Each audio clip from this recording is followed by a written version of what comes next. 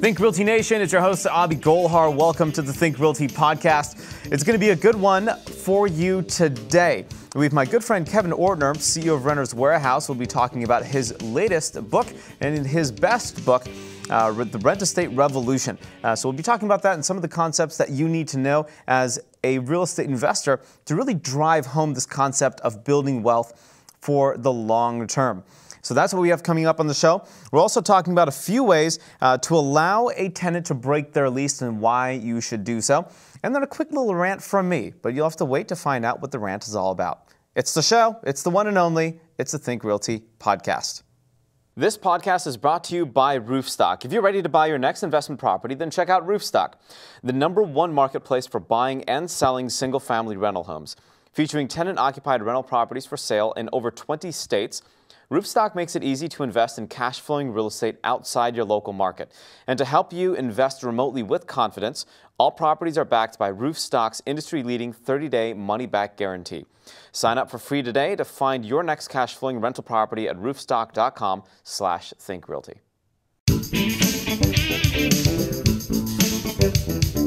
So my guest needs no introduction. He's no stranger to the Think Realty family.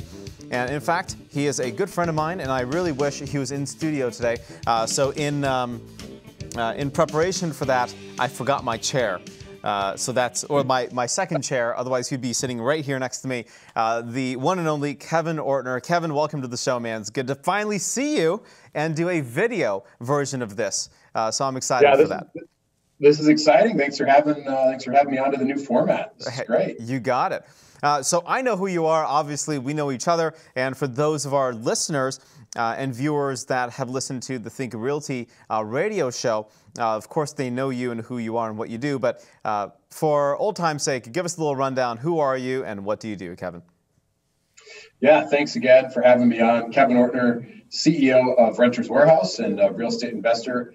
Renters Warehouse is a full-service real estate investment firm. And what that means is we make it really easy for people who want to invest in real estate to invest in real estate, from researching their next market, researching assets for sale, purchasing their next rental property, all the way through leasing and management of that home.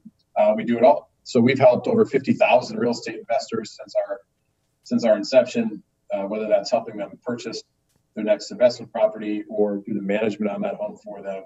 That's what we do. Today, we manage about 22,000 homes across 42 markets in the United States. And we're out trying to make it a lot easier to invest in real estate, give people education for free on how to invest in real estate, and be out there shouting it from the rooftops. This is a great asset class that everybody needs to be a part of. So that's got to be tiring. Like, what does Kevin do to like wind down? Are you like a beer guy, cocktail guy, like a wine guy? Do you play Scrabble? Like, how do you take a break? My favorite thing recently is watching my 9-year-old daughter's softball team. Oh, that's fun. To see them out playing softball during the game. And I just realized recently, I'm like, God, this is like the best time where I can just be in the moment watching the game and unwind. So that happens here in the spring and the summer. I'm based in Minneapolis. We don't play softball in the winter. It's much too cold. Right. But generally family time, and that's what keeps me grounded and relaxing. Awesome. So you primarily work in the single-family space, and there are a lot of folks, man. I mean, I've had these conversations very recently with investors. They're like, well, what's the big deal? Single-family, multifamily, multi means more, means multiple, which means bigger, better, more scalable, economies of scale for a 150-unit apartment complex. What's your take on all that? Because you're doubling down on single family. You love that space. You're championing that space. Renters Warehouse is doing a lot in this space.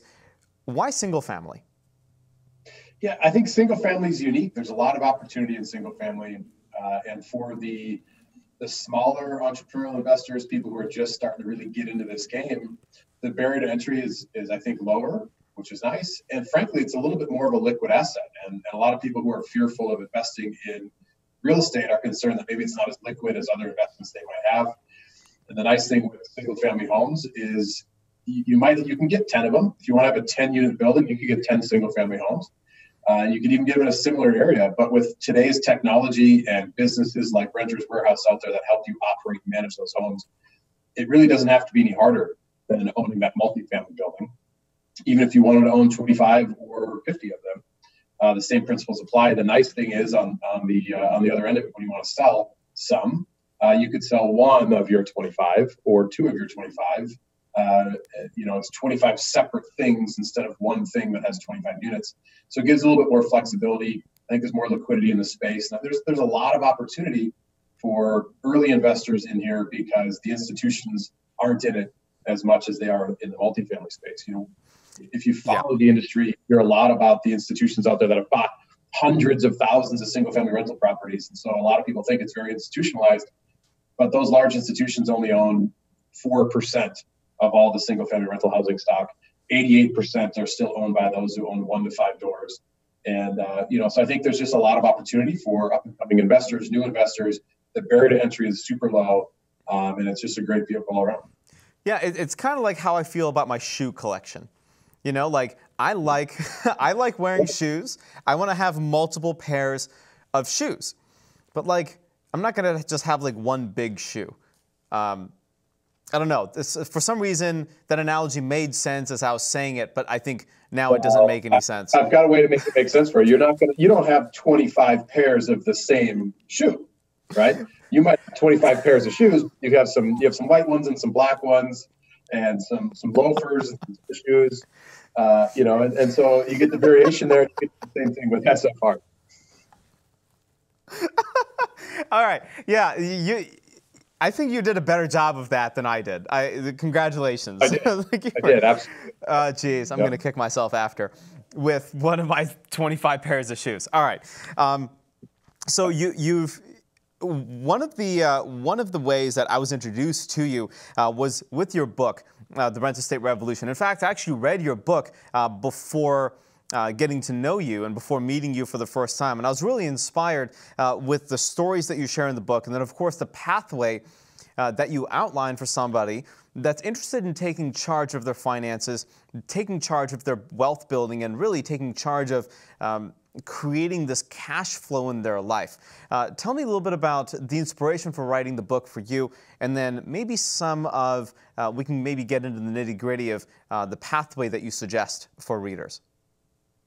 Yeah, look, the inspiration for me was real estate's been a very powerful tool in my life. I've been investing in real estate since I was 18 years old, a freshman in college. I bought my first rental property then, rented out one side of it to some friends, lived in the other, got some cash flow every month, but better yet, lived for free through college as I had people paying the mortgage for me. And that was really the first time I thought this is a pretty amazing tool, pretty amazing asset, and was really been interested and passionate about real estate ever since.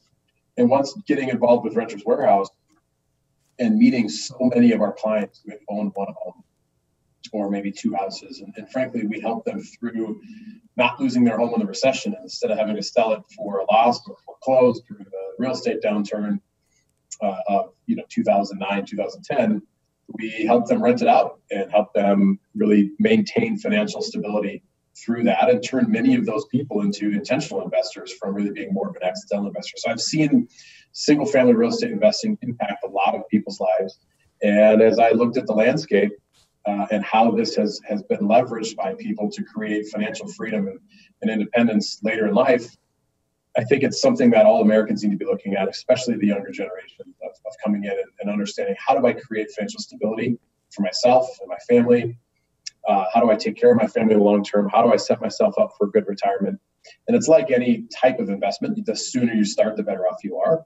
But there's so many different principles in single family investments, from the fact that you can actually leverage other people's money to buy the investment, to have someone else pay the loan down, the tax benefits that come along with it. When you put all those things together, it's a really unique asset vehicle. And if you get started early and invest in the right way and hold it over a long period of time, it works out. It plays out. The math is there, and it's not a pie in the sky type thing. And we're not talking about getting rich quick. That's right. And trying to go to wholesaling schemes, right? This is a long slog, but my passion's been trying to make it easier for people, to teach people how to do it. And so that was the inspiration for the book, was to get out to the masses of people who who think it's maybe too complicated, make it more simple, show them it doesn't have to be complicated. And it's really something that everybody should have in their financial portfolio.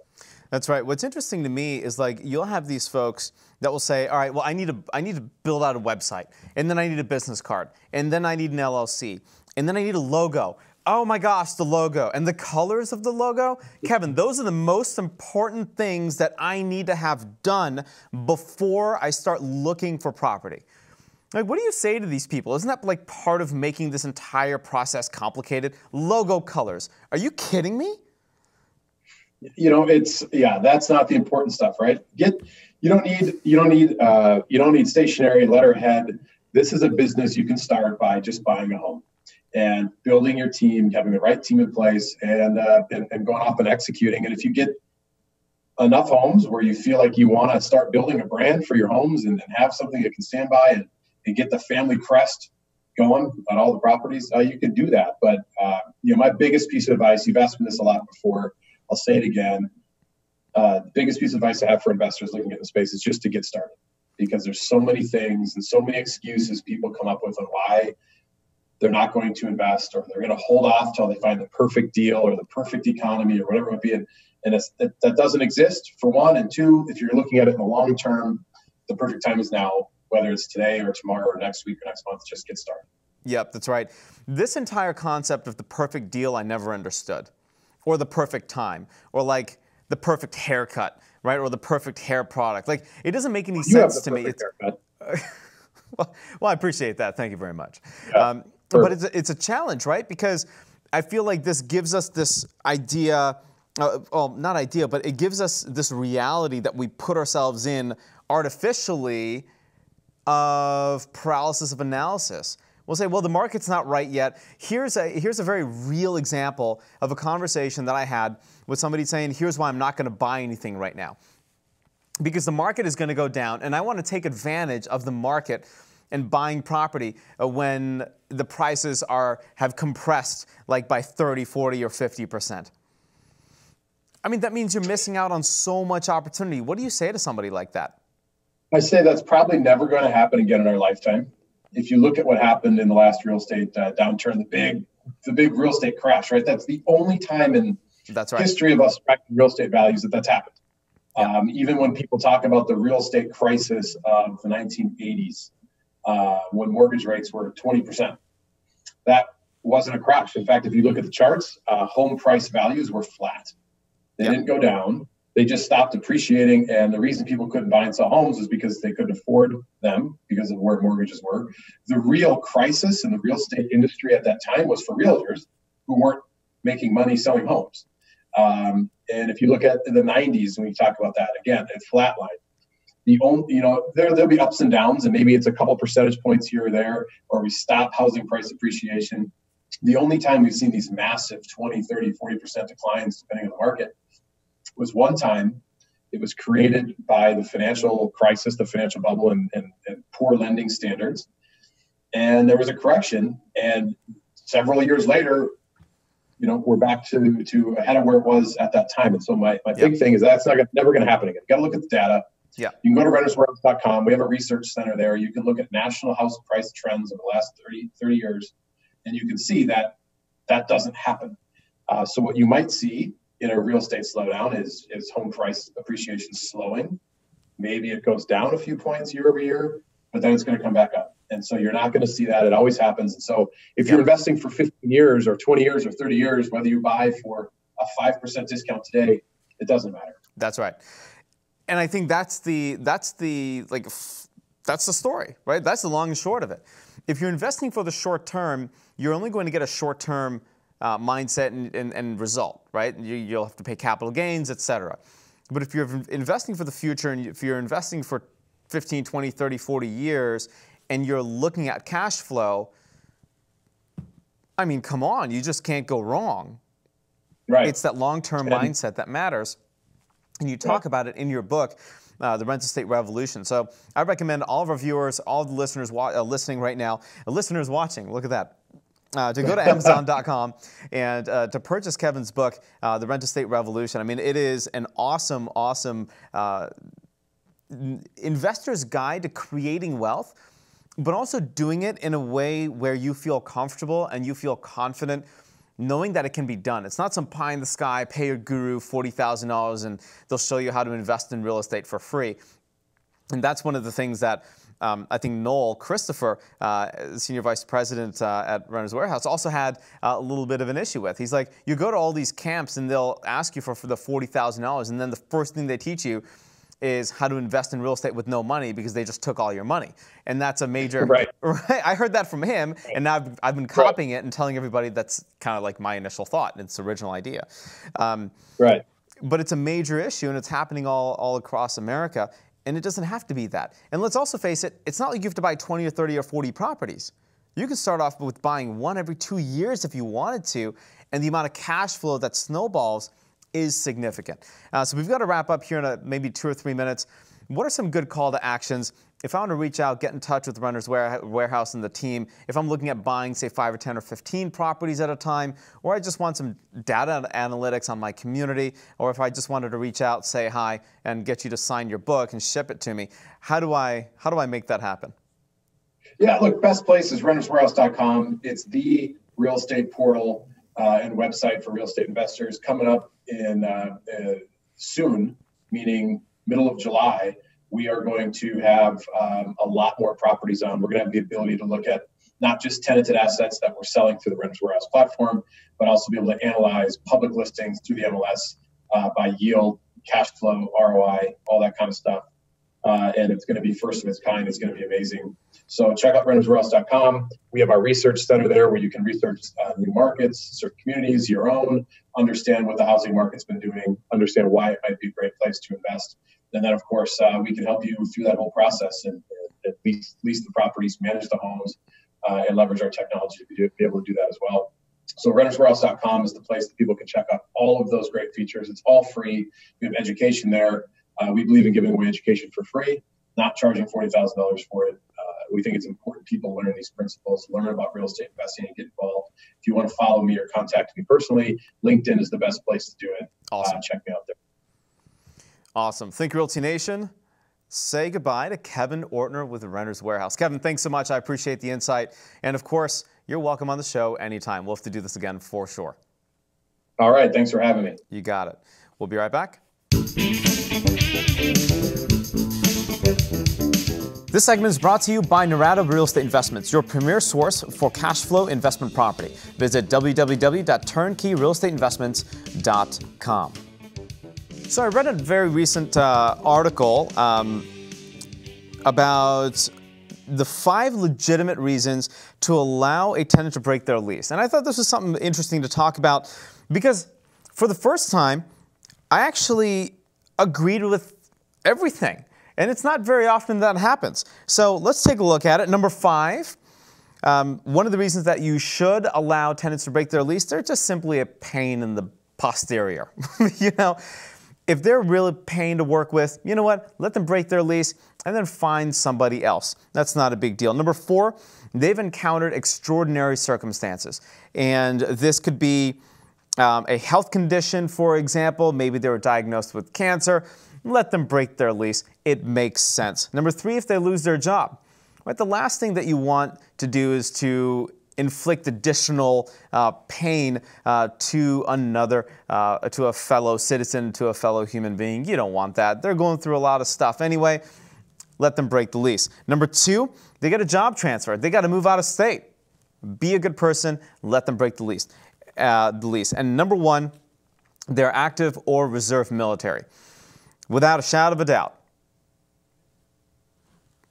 you know what to do. Let them break the lease. This segment is brought to you by Real Property Management, which is the largest real estate residential property management franchise in North America, managing tens of thousands of properties for individuals, investors, and institutions throughout the country. Learn more at realpropertymgt.com or call 888-806-7088. So recently I've been getting a couple of emails about how are you building your portfolio and what are you doing to really scale that up? And I have one answer for you: operations. There's a very big difference between building a business and building a job for yourself. And a lot of people sometimes just get wrapped up into building a job. Like they want to be the best person for their company that they're building, and that's it. You know what the problem with that is? The biggest problem with that is you can't take a vacation. There's no time off. You are so integral and you're so tied to this business that everything revolves around you. You're not the sun here, right? So create operations, create processes, document what's going on in your head, write everything down, and then use technology such as a CRM, a customer relationship management tool, to automate some of the processes so that you can step away. That's the entire point. That's how I'm building a portfolio without really doing a whole lot. Work with the right team members, get the right property management, really interview them, build that relationship, teach them your system, and win. This podcast is brought to you by Roofstock. If you're ready to buy your next investment property, then check out Roofstock, the #1 marketplace for buying and selling single-family rental homes. Featuring tenant-occupied rental properties for sale in over 20 states, Roofstock makes it easy to invest in cash-flowing real estate outside your local market. And to help you invest remotely with confidence, all properties are backed by Roofstock's industry-leading 30-day money-back guarantee. Sign up for free today to find your next cash-flowing rental property at roofstock.com/thinkrealty. I hope you learned a lot on the show today. I certainly did. And have questions, get in touch, of course, with Kevin Ortner at Renters Warehouse by visiting www.renterswarehouse.com. Have questions for me? You can find me anywhere on social, especially on LinkedIn and Instagram at Abhi Golhar. Again, that's LinkedIn, Instagram. I'm on Facebook, Twitter as well. But those are my two favorite platforms, LinkedIn and Instagram. And go to thinkrealty.com/podcast to listen and watch the previous Think Realty podcast as well. Until next time, happy investing.